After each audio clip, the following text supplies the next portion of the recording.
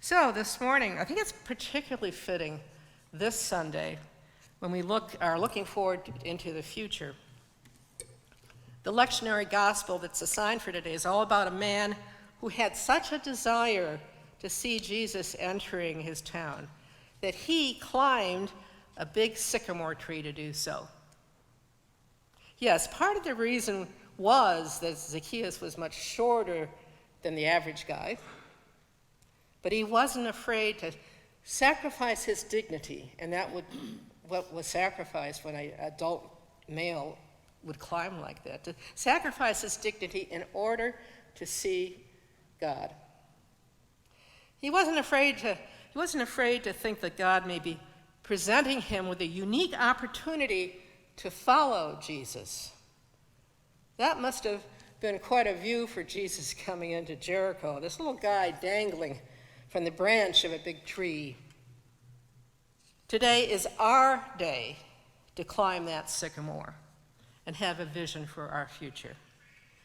It takes a good deal of faith in God to do so. As the quote goes in the front of your bulletin, whenever God calls us to a task, he will equip us and enable us to complete that task. That same kind of visionary faith in God,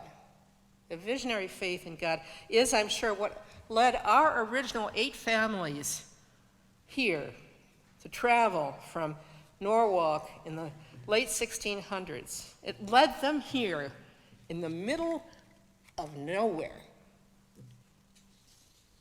It led them, after they built 8 dwellings down near Main Street, to have a vision of how they could bring the word of God to this land of hills and swamps. There were no guarantees it would work, and it was hard work at that. The only guarantee that was the one they had, that they believed God had made with them, a good enough guarantee on which to build a church. And you know, it worked. Their seedling of a community became the Danbury we know today. It was not a straight trajectory from then till now.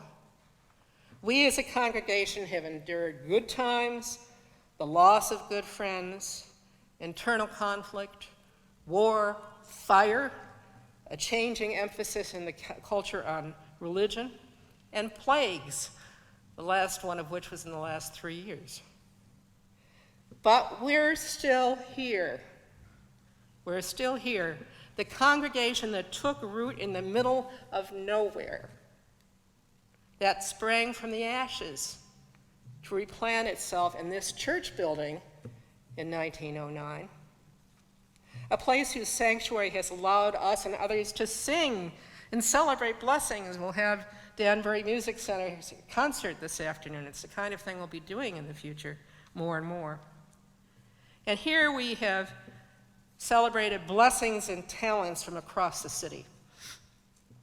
We have prayed and flourished and welcomed others and faced the changes in attendance that every house of worship is having these days. Now, as I mentioned in the letter that I sent out to you, in 2018 we reached out to the City of Danbury, knowing how the mayor and leadership valued this venue for its cultural importance and landmark church building, to see how the city's foundational congregation, us, could continue to exist as well as make its important contribution to the city.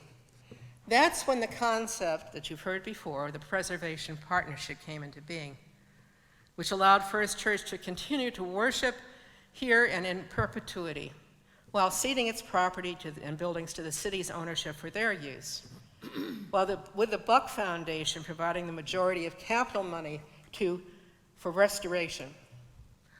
Of course, like all great plans, the pandemic set in just as we were beginning to commence that partnership. In the meantime, sadly, we lost Dr. Buck to death. By this spring, the city knew it couldn't pay for the restoration by itself without the original support of the foundation, which was now in probate.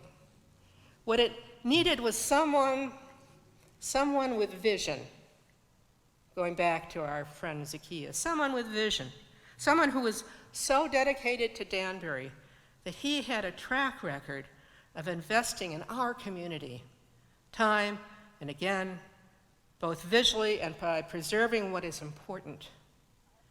In May, the City of Danbury sent Robert Botelho to us to see if there was a way to step in and use this opportunity to do for us what he had achieved for the Danbury Baptist Church.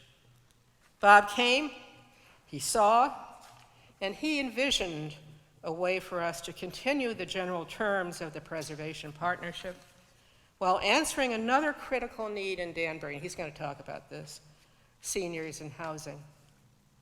Bob is, by the way, the head of the Victorian Associates, whose hallmark is preserving the architectural cohesion of the multifamily housing he provides the community at competitive prices. He is also president of Danbury's War Memorial and co-chairman of the Danbury Homeless Task Force. He doesn't do too much around town.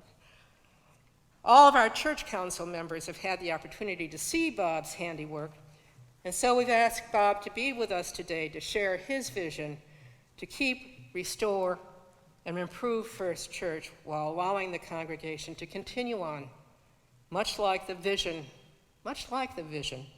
of its first 8 families.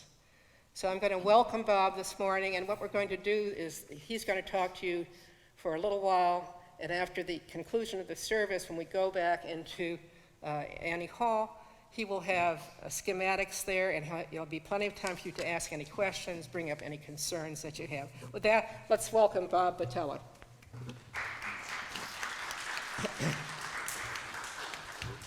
Well, thank you very much, Pastor Pat. It's my privilege to be here this morning to actually be able to see everyone and be able to discuss the thoughts and how it is that I became the person that's standing here before you, and I'll give you somewhat of a little bio of who I am and where I came from, and so that basically this morning is about transparency, about me getting to know the congregation, and about the congregation getting to know me, and that before we do anything in this, we progress in this new venture, is that I want everyone to know that nothing will be done if everyone isn't comfortable with what we're doing.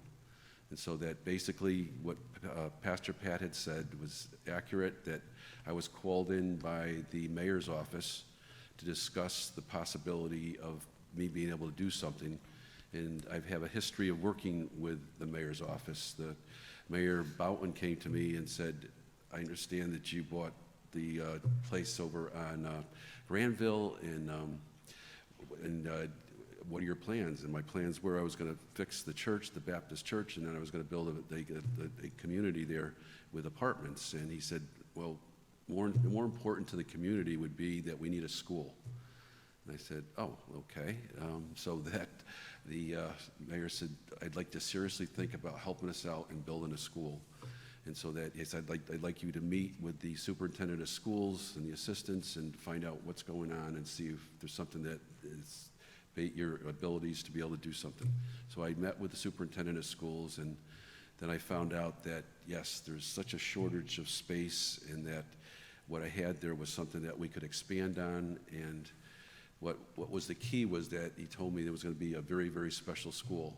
And I said, well, what do you mean by a special school? He said, well, it's going to be a special needs school, that all the children that are going to be going there are all the children that can't go into mainstream now and need special services.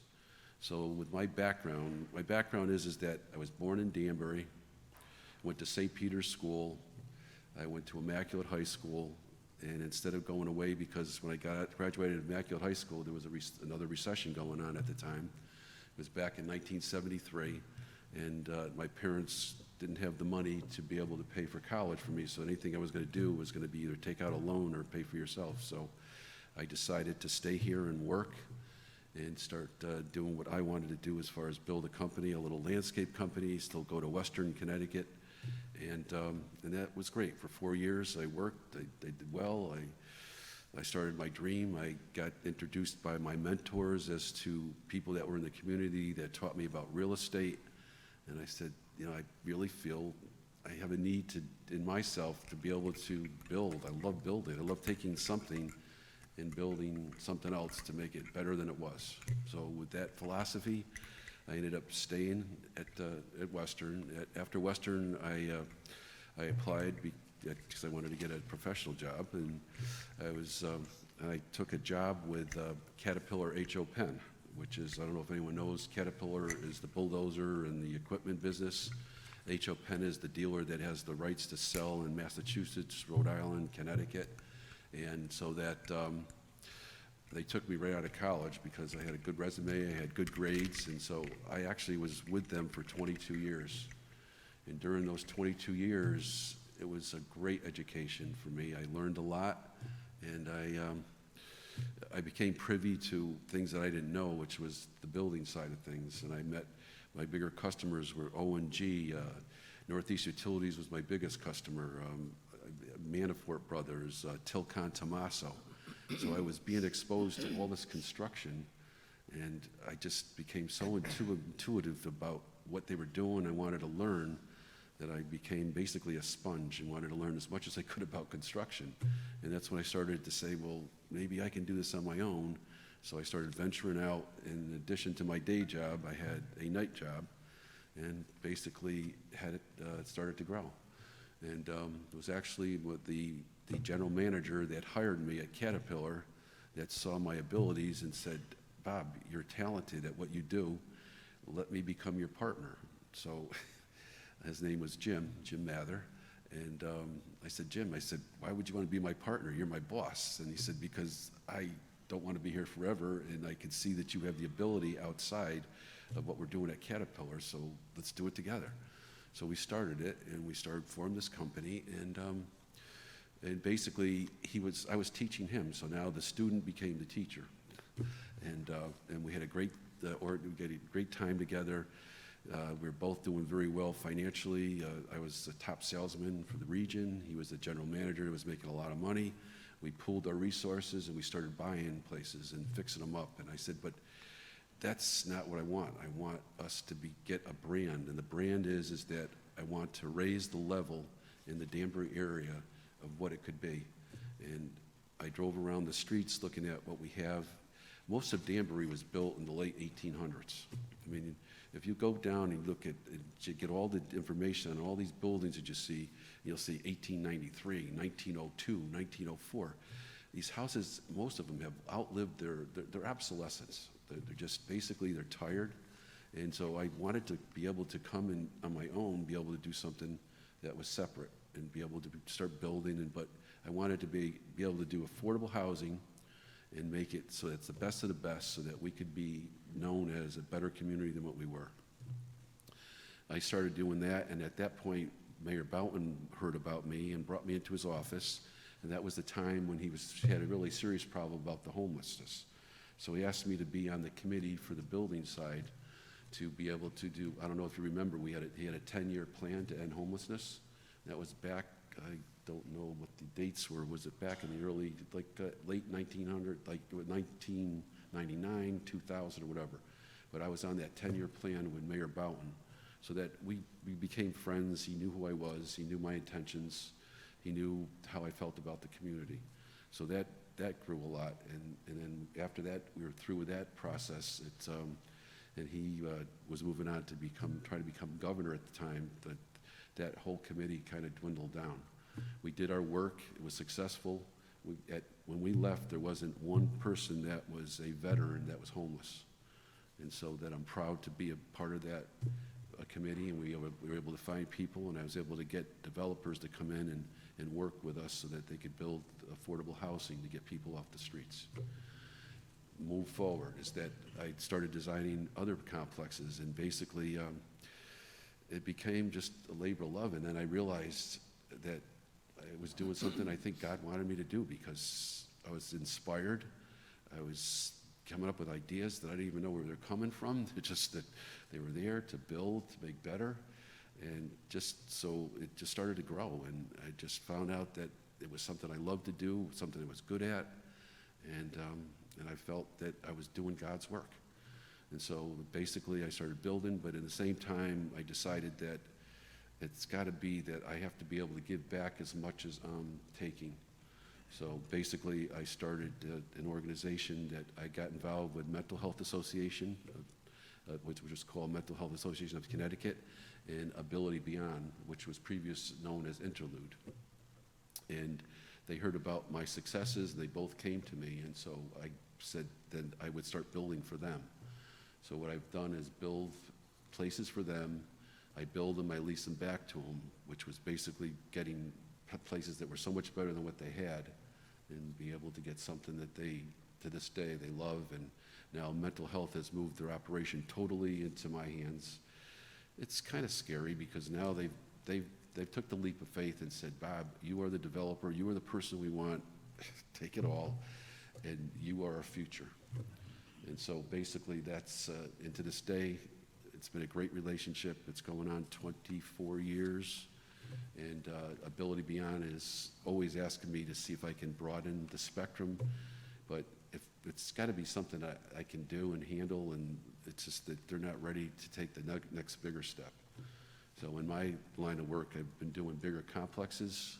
And once again, I believe in I believe in integrated housing. So I took complexes where you have a doctor living in one unit and you have a Section 8 person living in the next unit next to him.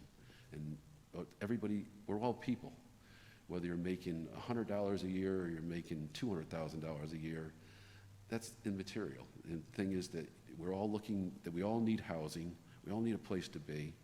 And so that I have complexes that I insisted that 20 or 30% of it would go to people that really needed it, were financially strapped, get them into programs, whether it was Section 8 or other programs from the state. And to this day, they're still living there. And just like 6 months ago, my if you will, the crown jewel of all the investments I built was across from the Medical Arts Center. I don't know if you're familiar with that, but across the Medical Arts Center, you see this beautiful complex that has a big fountain in the middle. Well, that is my project. That was one of my crown jewels.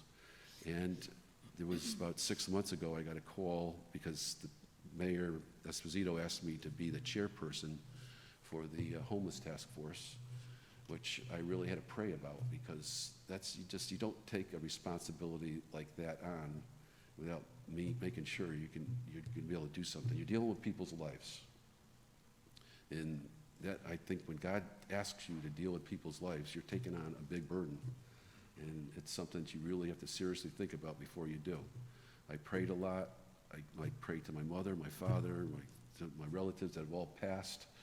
And I got the feeling that they wanted, I was told to do this. So I went ahead, and now I'm the one that's been working with the mayor's office plus Ari from ARC. I picked Ari to be the second in command because Ari is a loving guy, but also he's got a great hold on the community. And we're not about just taking care of people and bringing them in. I want them to get better. So I went to the mayor and said, we're not going to have what we had before.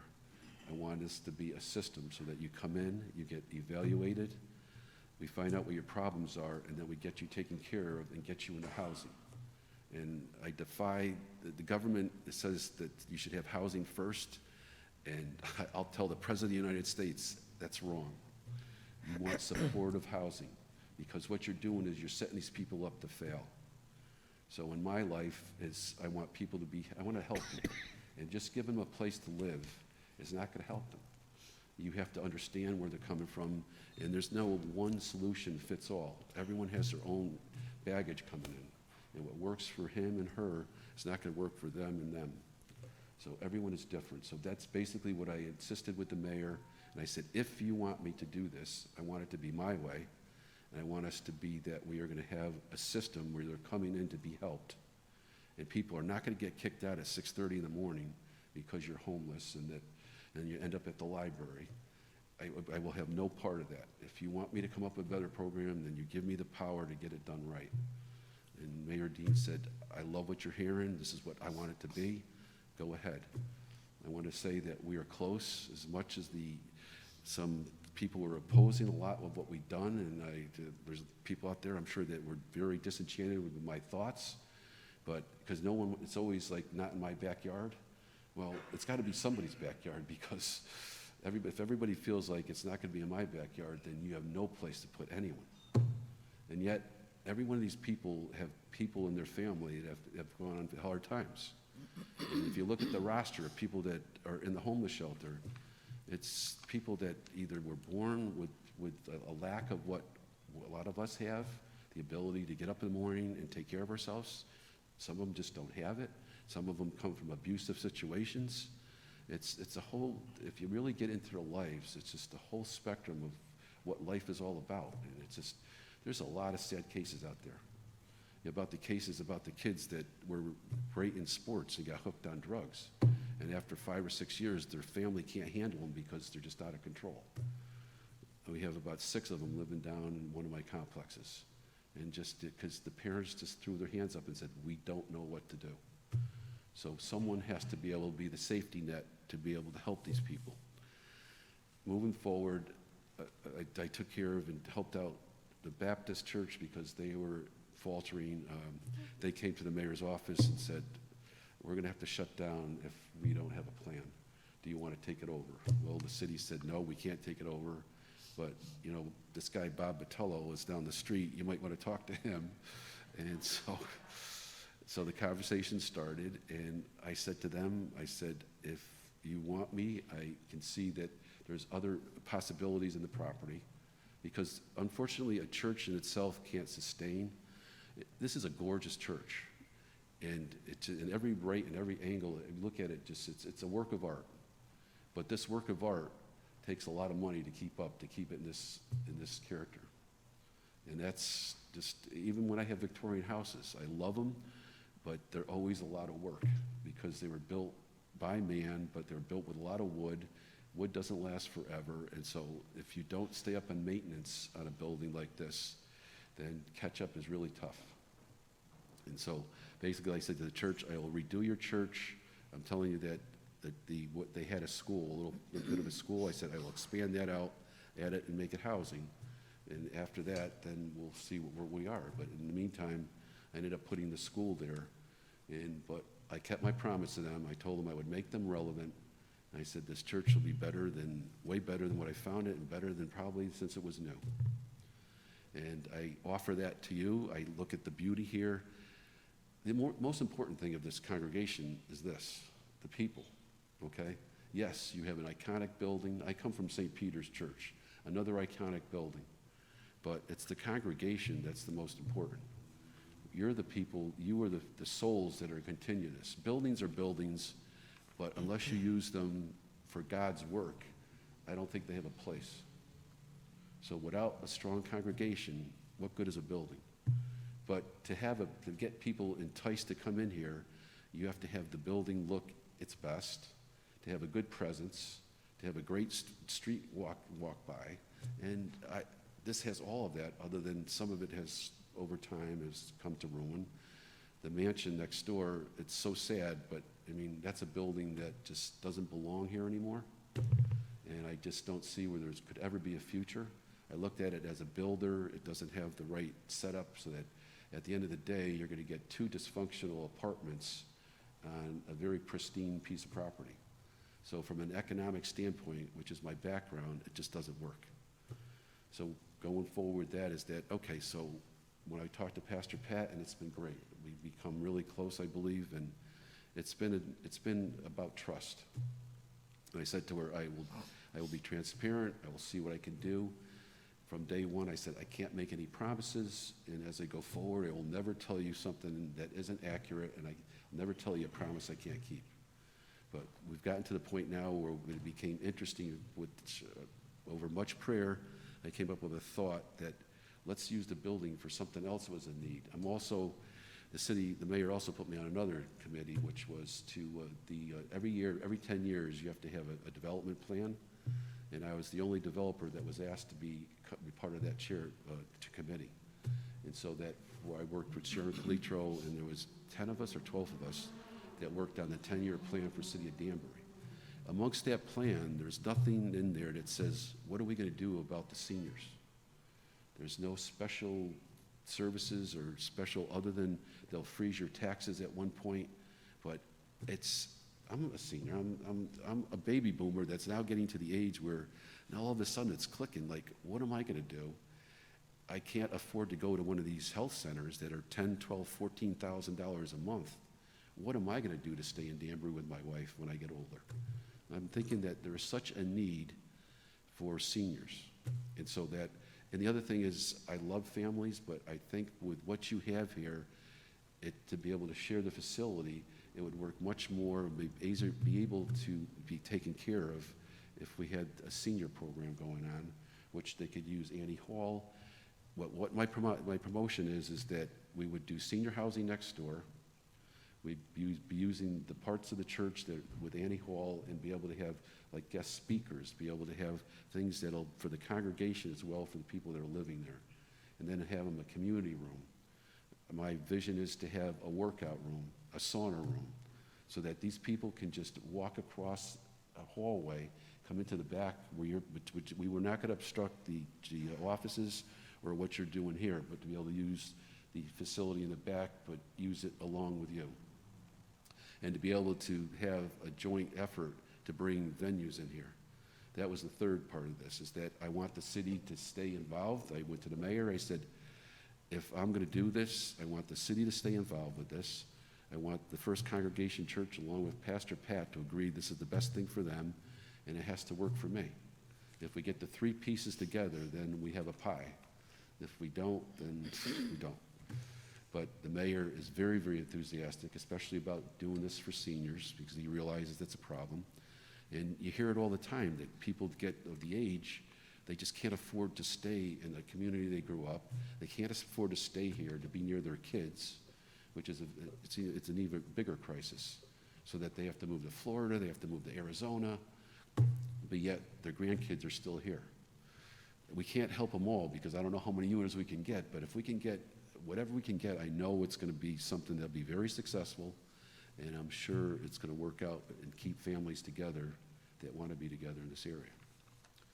So that, and as far as the church, to make this where I believe it should be, there's agendas that I have that we need to put 2 restrooms in, you call it the foyer, or what do you call it? The narthex. Narthex. The narthex, okay, I just learned a new word. The narthex, so to build, you need 2 restrooms there. I would fix the single one that you have, put a handicap restroom on one side and another really nice restroom on the other side.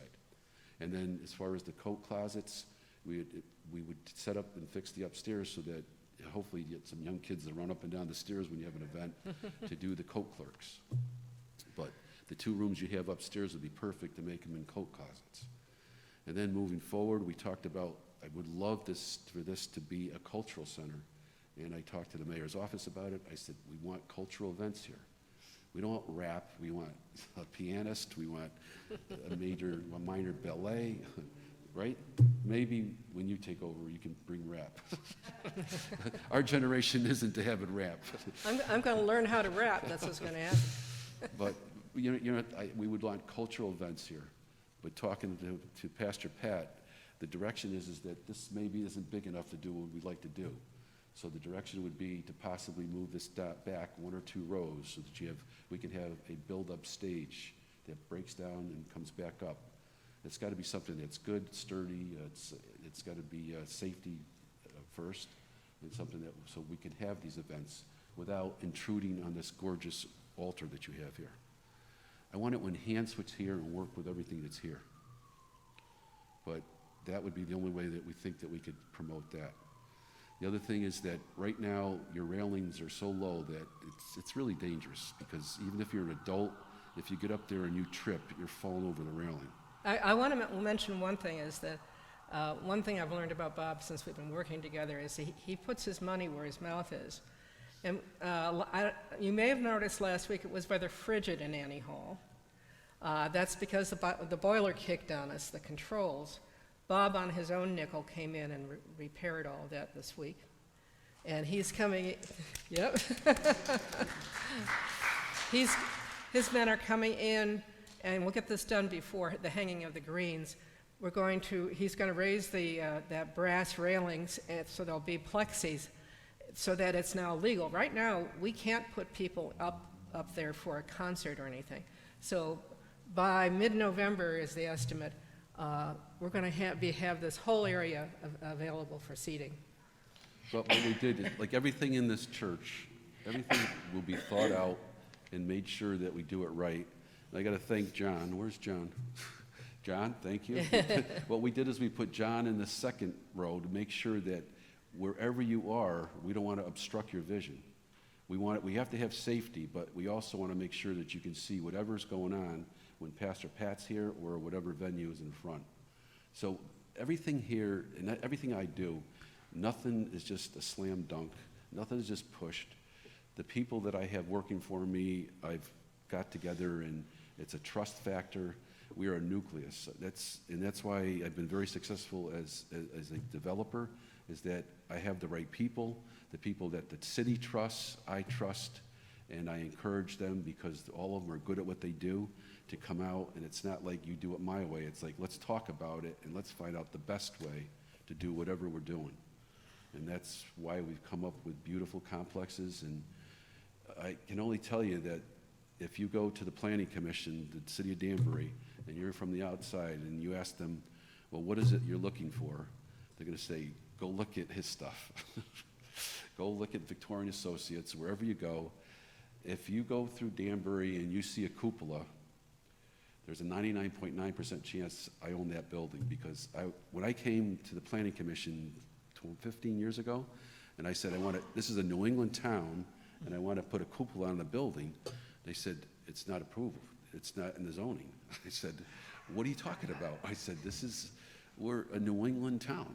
Like, why can't you put a cupola on a building? He says, because it goes over the height.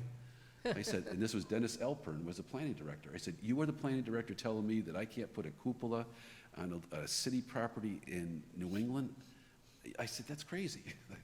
I said, what do I have to do to change that? He said, you're going to have to go before zoning and planning, and unfortunately, you're going to have to pay for it to get them to approve to be able to put that on your buildings. I said, done. So I was the first to go to the commissions and said the dumb thing is, why not? Like, why don't we have cupolas? Why don't you want that New England look? You want that to go away?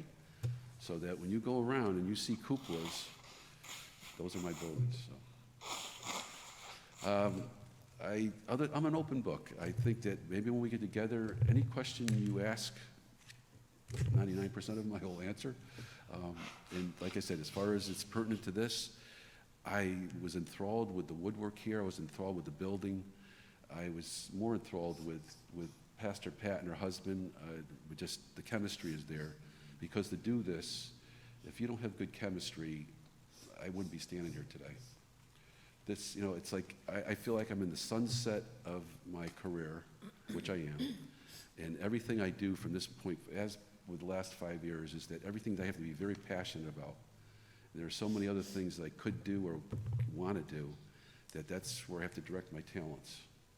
And I really am excited about doing something and be able to do the seniors, to be able to get this church vibrant.